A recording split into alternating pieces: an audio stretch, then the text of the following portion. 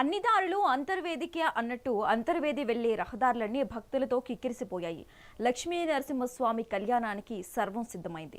రాత్రి 1:56 స్వామి అమ్మవార్ల కళ్యాణం భక్తి శ్రద్ధలతో జరపటానికి ఆలయ వేద పండితులు సిద్ధమయ్యారు. పటిష్ట బందోబస్తు మధ్య కళ్యాణం జరగనుంది. ఇక ఇదే అంశంపై మరింత సమాచారం అంతర్వేది నుంచి మా ఉభయ గోదావరి జిల్లాల కోఆర్డినేటర్ ఉదయ్ అందిస్తారు. కోనసీమ జిల్లా అంతర్వేదిలోని లక్ష్మీ నరసింహస్వామి వారి దివ్య కళ్యాణ మహోత్సవానికి అయితే సర్వం సిద్ధమైంది. మరికొద్ది గంటల్లో లక్ష్మీ నరసింహస్వామి వారి దివ్య కళ్యాణ మహోత్సవం ఇదే వేదికపై జరగనుంది. రాష్ట్రం నలుమూల నుంచే కాకుండా దేశంలోని వివిధ ప్రాంతాల నుంచి కూడా ఇప్పటికే భక్తులైతే అంతర్వేదికి చేరుకున్నారు. ఈ అంతర్వేది కళ్యాణాన్ని కనులారా వీక్షించడం జన్మల సుకృతంగా అయితే భక్తులు భావిస్తారు. అసలు ఈ కళ్యాణోత్సవాలకు ఎంతమంది భక్తులు హాజరవుతారు, వారికి ఏమేమి ఏర్పాట్లు చేశారనేది మనతో మాట్లాడడానికి ఆలయ ఉన్నారు, ఆయనతో మాట్లాడదాం. సార్, ఈ కళ్యాణోత్సవం ఎన్ని గంటలకు ప్రారంభమవుతుంది, ఎంతమంది భక్తులు ఈ కళ్యాణోత్సవానికి హాజరవుతారని అంచనా వేశారు, ఏ ఏర్పాట్లు చేశారు? ఓం లక్ష్మీ నరసింహాయ నమః. ఈరోజు ఈ కళ్యాణ మహోత్సవం సందర్భంగా దాదాపు ఒక 50,000 మంది సుమారు పైనే హాజరవుతారని అంచనా వేసుకోవడం జరిగింది.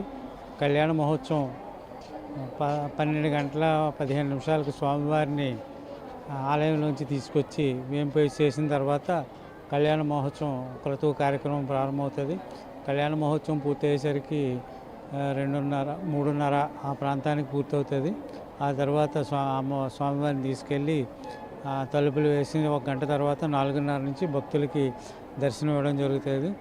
ఈ కళ్యాణ మహోత్సవం 2,500 మంది వీక్షించేలాగా ఈ షెడ్లో ఏర్పాట్లు చేయడం జరిగింది. టికెట్లు కానివ్వండి, విఐపీలు కానివ్వండి, లేకపోతే విఐపీలు కానివ్వండి, అఫీషియల్స్ కానివ్వండి, లేకపోతే పొలిటీషియన్స్ కానీ మొత్తం అందరూ కలిపి 2,500 మంది చూసేలాగా ఏర్పాటు చేయడం జరిగింది.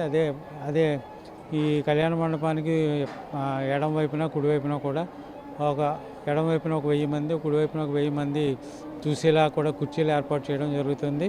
దానికి ఎదురుగుండా ఎల్ఈడి స్క్రీన్లు పెట్టడం జరుగుతుంది.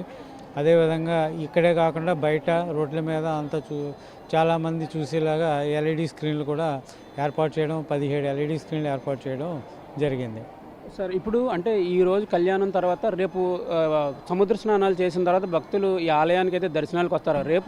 రేపు ఎన్ని గంటల నుంచి దర్శనాలు అయితే భక్తులకి అనుమతిస్తారు? అసలు రేపు ఏ కార్యక్రమాలు ఉండబోతున్నాయి? రేపు తెల్లవారుజాము 4 గంటల నుంచి భక్తులందరికీ సర్వదర్శనాలు ఇవ్వడం జరుగుతుంది.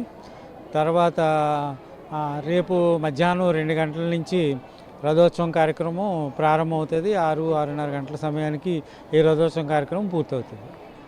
ఇప్పటికే ఈ అంతర్వేదికి అయితే భక్తులు తాకిడి పెరిగింది. ఇప్పటికే ఈ అంతర్వేదికి అయితే భక్తులు చేరుకోవడం జరిగింది. ఈ శాశ్వత కళ్యాణ వేదికపై స్వామి అమ్మవార్లను ఆశీలన చేసి ఇక్కడే ఈ కళ్యాణ మహోత్సవం జరిపించడానికి అర్చక స్వాములు అయితే సిద్ధంగా ఉన్నారని చెప్తున్నారు. రాష్ట్రం నలుమూల నుంచి భక్తులు ఇప్పటికే అంతర్వేదికి చేరుకున్నారు.